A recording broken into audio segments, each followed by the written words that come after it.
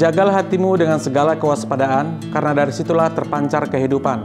Amsal 4 ayat 23. Semua bersumber dari hati sebagai pusat kehidupan. Hati sangat berperan penting dalam hidup kita. Hati menjadi tempat menyimpan segala sesuatu yang akan dilakukan. Apapun yang akan kita pikirkan, semua berasal dari hati terlebih dahulu. Bahkan keinginan kita pun berasal dari hati terlebih dahulu.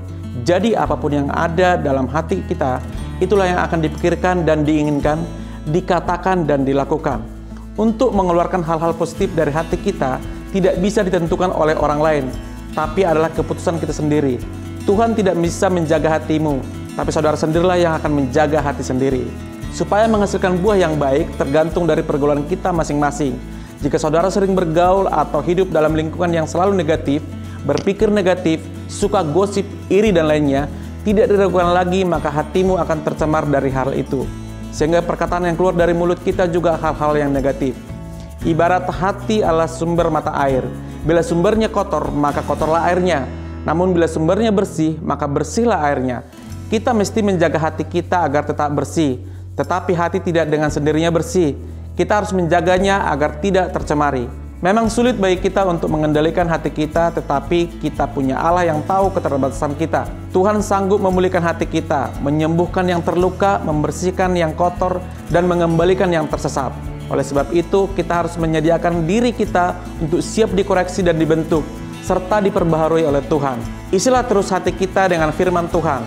Tetaplah berada dalam persekutuan dengan Tuhan, supaya kita memiliki hati yang terjaga, yakni hati yang selalu bersyukur, hati yang selalu merindukan Tuhan, hati yang selalu memikirkan dan melakukan kebaikan, hati yang selalu giat untuk bekerja dan melayani Tuhan, hati yang memiliki kemurahan hati untuk terus memberi menopang pekerjaan Tuhan.